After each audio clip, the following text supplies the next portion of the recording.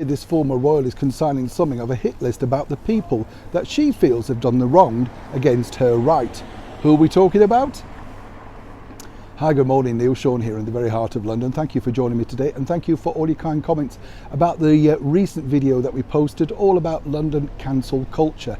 It's interesting, isn't it, that our current mayor of London, Sadiq Khan, is over in New York and travelling across America trying to drum up business. And when you think about it, what people come to London for is simply the history. We like to know history. That's what we do whenever we visit a country. I'm the same, you know, I like to look around and think, oh, what went on here? That sort of stuff. You feel like you're walking in the past, and more importantly, you get a feel of what it must have been like for that particular era and those particular people. However, if he has his way, everything will be changed. I'm not sure how long he's going to last, but as ever, back to your breaking ball story of the day. This all centres around, of course, when people they feel have been wronged by the people that are basically speaking out about being wronged. You with me? Which of course about Meghan Markle and this particular gentleman, the author Tom Bower, who recently has been ramping up the PR for his latest book, all about the former cable TV actress and Suits star.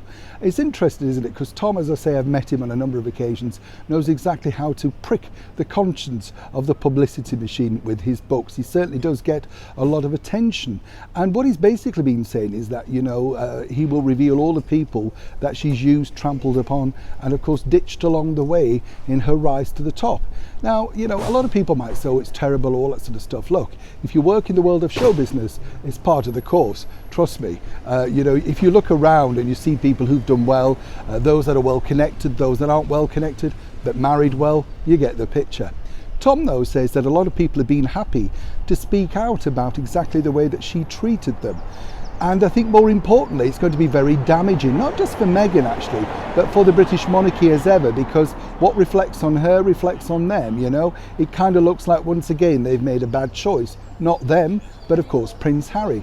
Now moving forward, where does this leave Meghan? According to that good source, Meghan is very keen to get her hands on a copy of the book because obviously she will know who said what, when and to who. And as ever, we have to say allegedly.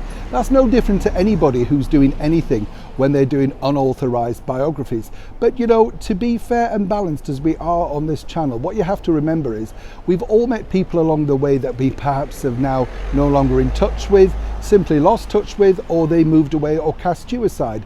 It doesn't always have to be the other way around. I think the bigger problem for Meghan, though, is that there are only too many people willing to come forward. Now, what I have been told in Mr. Bower's defence is that many people were not paid. They were willing applicants, as it were, to step forward and reveal their side of the story, their, shall we say, interaction with Meghan. It's sure going to be an uncomfortable read for Prince Harry and members of the British monarchy.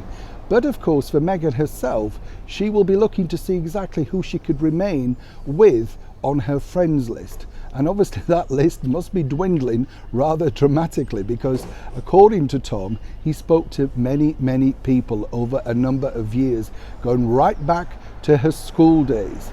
So for Meghan, as I say, it must be uncomfortable reading. But as she compiles that hit list, do remember, Meghan, that those things do come back around. Perhaps turn over a new leaf now you've reached 40, rechange the direction of your life, and maybe try and create friends rather than so many enemies. The book is due out, we're told, in the summer. Neil Sean in the very heart of London.